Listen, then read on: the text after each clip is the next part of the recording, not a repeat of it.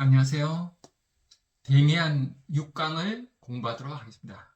6강의 주제는 예수 옆에 매달린 도둑입니다. 여기에 이런 구절이 나오죠. 내 인생에서 나에게 흥미있는 것은 오직 나 자신에 이르기 위하여 내가 내디뎠던 걸음들 뿐이다. 그 모든 아리따운 휴식의 지점들, 행복의 섬들과 나군들의 마력을 나도 모르지 않지만 그 모든 것들을 나는 먼 곳의 광채 속에 쌓인 채로 두고자 한다. 그곳에 다시 한번 발디딜 욕심을 내지 않는다.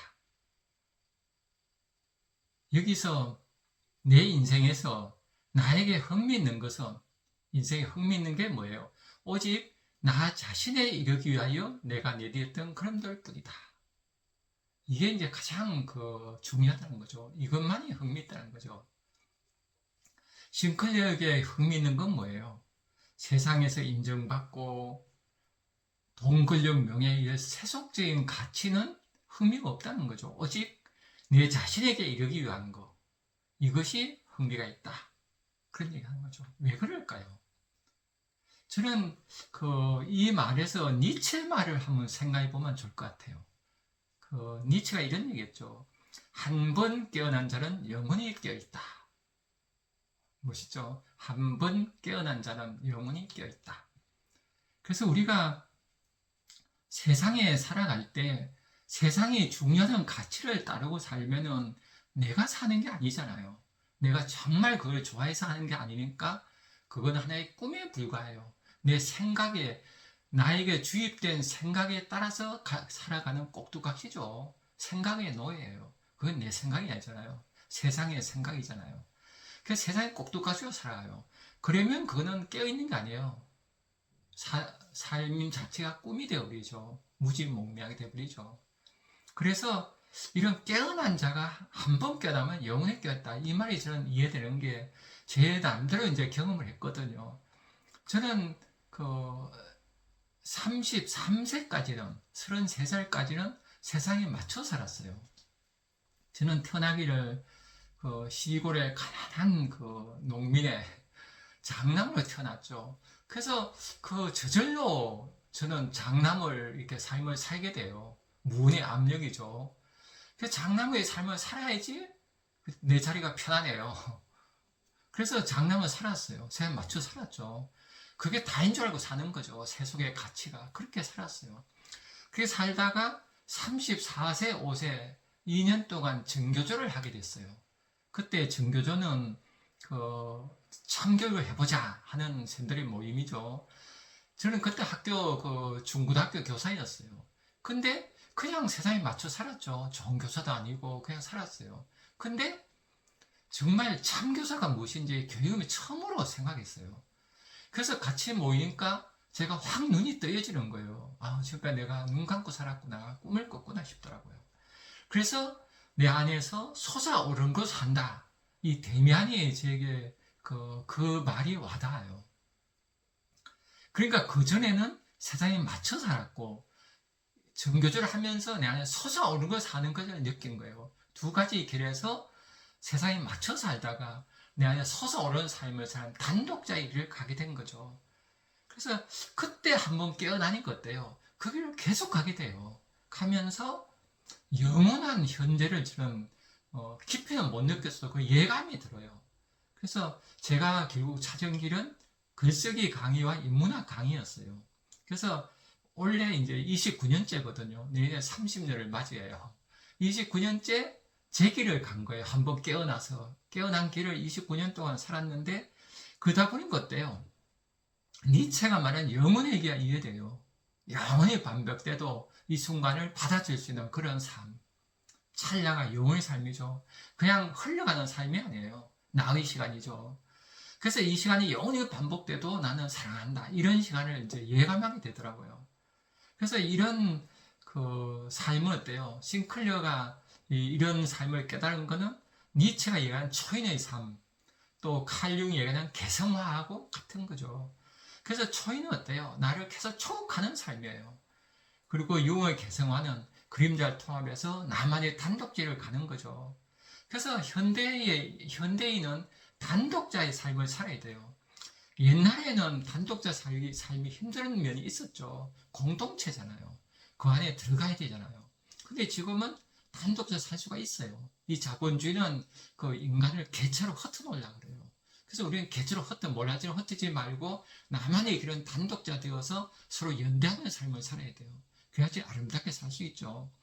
그래서 개성 있는 삶을 각자 누구나 원해요. 그래야 이거는 솟아오름을 살아야 되니까 세상에 맞추지 않아야 되죠.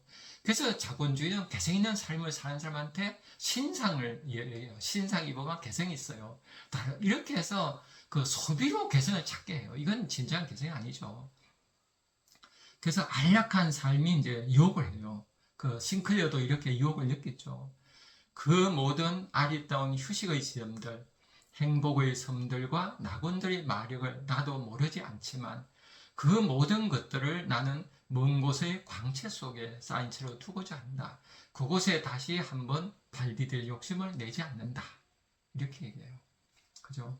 저도 그 전까지 사는 삶을 완전히 바뀌었어요. 전교자 하면서 32세까지, 33세까지 살아온 삶에 맞춰 사는 삶이 아니라, 그러니까 한 가지 예로 고스톱이 그렇게 좋았거든요. 고스톱을 아예 안 쳤어요, 그거는. 삶이 달라지더라고요. 그렇다고 뭐 크게 달라진 건 아니지만요. 그런데 이제 인간이 이 세상에 맞춰 사는 사람하고 단독자의 삶을 사는 게 어디서 갈라지느냐. 그런 실 한번 읽어보겠습니다. 기도, 라빈 드라나트 타고르. 위험으로부터 벗어나게 해달라고 기도하지 말고 위험에 처해도 두려워하지 않게 해달라고 기도하게 하소서. 고통을 먹게 해달라고 기도하지 말고 고통을 이겨낼 가슴을 달라고 기도하게 하소서. 생의 싸움터에서 함께 싸울 동료를 보내달라고 기도한 대신 스스로의 힘을 갖게 해달라고 기도하게 하소서. 두려움 속에서 구원을 갈망하기보다는 스스로 자유를 찾을 인내심을 달라고 기도하게 하소서.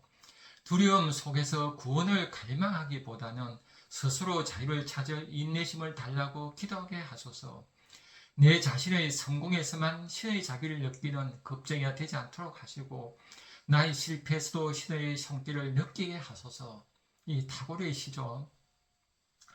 여기서 위험으로부터 벗어나 해달 기도하지 말고 위험에 처해도 두려워하지 않고 해달라고 두려워 않게 해달라고 기도하세요. 여기서 이제 세상에 맞춰 사느냐 나만의 삶을 사느냐 이렇게 갈린다 봐요. 그러니까 자꾸 그 편하게 살려고 위험을 피하게 되면은 결국은 약해져요. 세상 맞춰 살 수밖에 없어요. 세상 속에서 이렇게 무리 속에 들어가서 대중적 삶을 살게 되죠.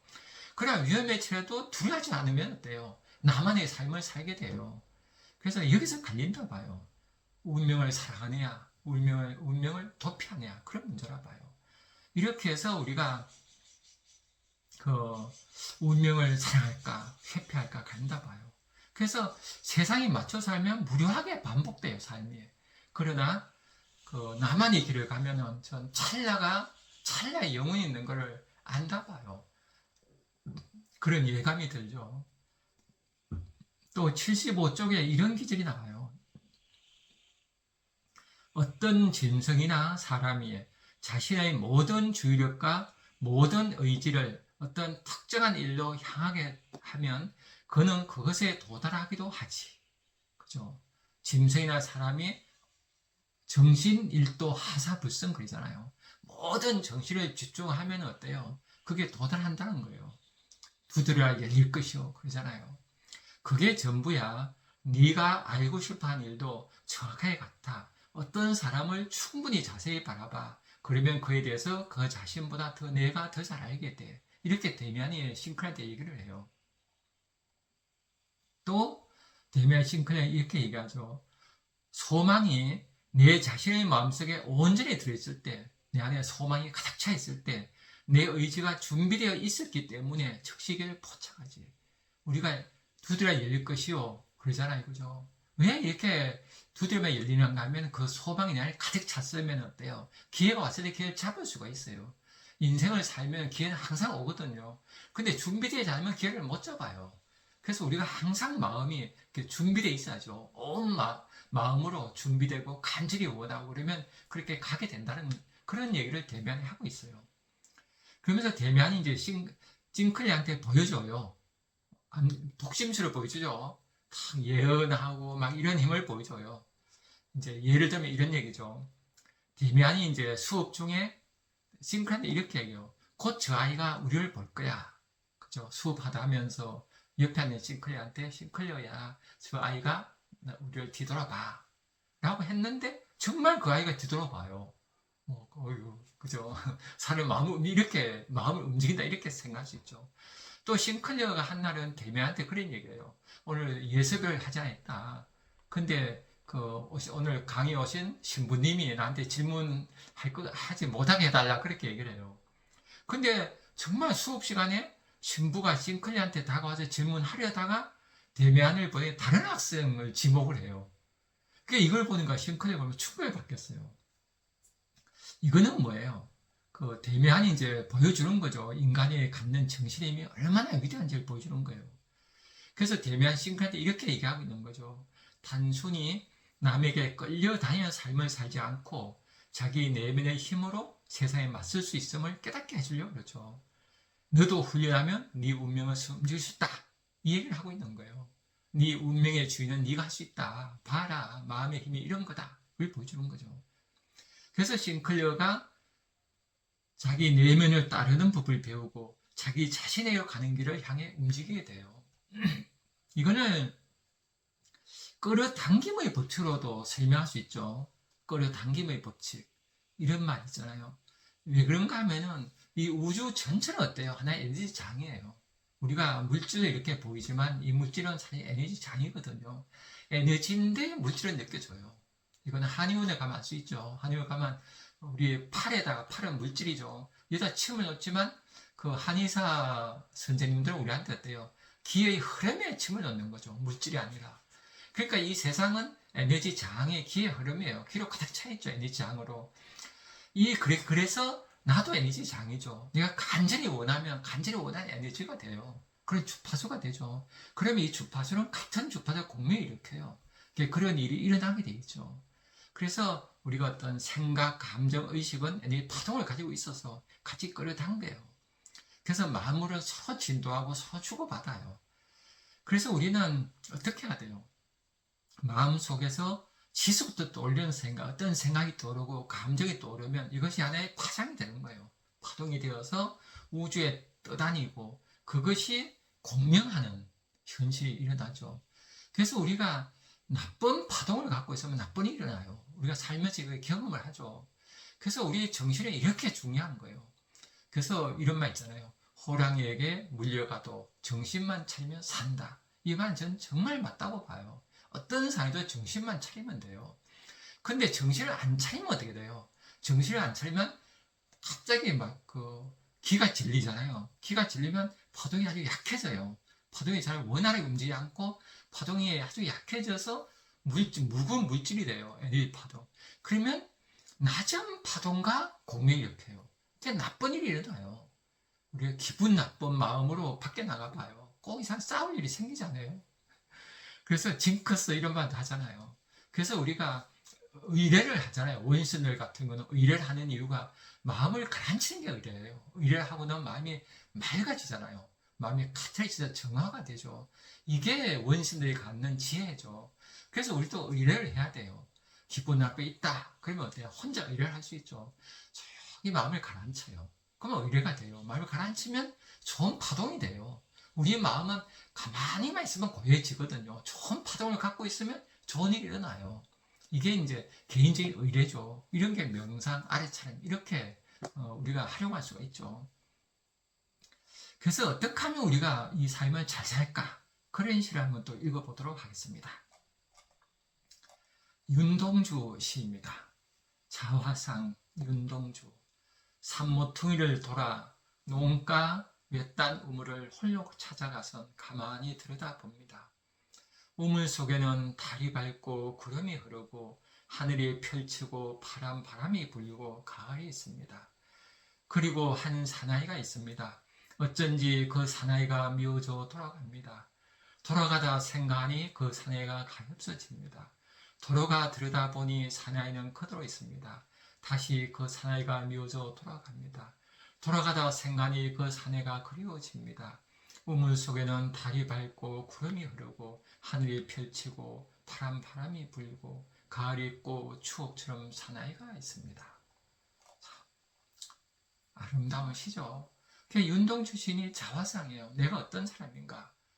우물을 들여다보는 거예요. 우물을 보니까 그 안에 한 사나이가 있어요. 근데 그 사나이는 어때요? 미운 거예요. 내가 미운 거예요. 왜요? 그 당시 일제시대잖아요. 일제 때, 그죠? 우리가 단독자의 삶을 살기 힘든 상황이잖아요. 이럴 때 괴로워하는 거죠. 그래서 우리는 그 윤동주 시인처럼 자신을 자꾸 들여다봐야 돼요. 내가 누군지. 우리가 내가 나를 보면 알게 돼요. 우리는 남을 보면 다 알거든요. 저 사람 나쁜 사람, 저 사람 다 알아요. 남 보면. 그래서 남 보듯이 나를 봐야 돼요. 그러면 내가 어떤 사람인지 알아요. 나를 알면 내가 갈 길이 보이죠. 그래서 어때요? 어떤 생각을 하게 돼요? 남들이 아무리 말려도 나는 꼭 해내야만 한다는 생각이 들게 돼요. 그래서 이런 길을 가려고 이렇게 해요. 내 안의 신화가 깨어나는 순간 나만의 신화를 만들어 가야 돼요. 나만의 스토리를 만들어 가야 돼요. 나만의 이야기, 나만의 역사, 나만의 한 세계를 만들어 가야 돼요. 또 이렇게 했을 때 그 자크 라캉은 이렇게 얘기한다는 거예요. 실제에 눈을 뜨는 순간 이 세상은 상상계, 상징계를 겪으면서 인간이 살죠. 상상이 다고 세상의 상징 속에 사는 게 다고 이렇게 헛것의 삶을 사는데 진짜 세계는 실제계를 만난다는 거예요. 그럴 때 나만의 길을 가야 되겠다. 이건 죽어도 가야 돼. 하는 길이 바로 실제에 눈을 뜨는 순간이라는 거예요. 저는 뭐 이렇게 용기 있게 살지는 못했지만은 저희 길을 가려고 사람들이 이렇게 찾고 했거든요. 그래서 인문학 강의하고 이렇게 글쓰기 하고 그래요. 그래서 이런 길을 가면서 저는 돼요. 정말 자신만의 길을 간다는 생각 들어요. 노인 와인버그가 이런 얘기했죠. 무엇을 위해 살아야 하는지 아직 모른다면 아직 삶을 살고 있는 것이 아닙니다. 왜 살아야 하는지 알아야 된다는 거예요. 정말 인간은 이게 인간이라고 봐요. 그래서 사르트르는 그런 얘기했죠. 인간은 자신의 삶을 본질을 만들어가는 존재다. 인간은 내 의미를 만들어가는 존재예요. 그 싱클리어도 자기만의 세계를 만들어가죠. 그래서 이 영원한 고전인 이유는 싱클리어는 모든 인간이 가야 될 그런 길을 보여주죠. 하나의 지도라고 할 수 있겠죠. 예, 감사합니다. 다음 시간에 또 뵙겠습니다.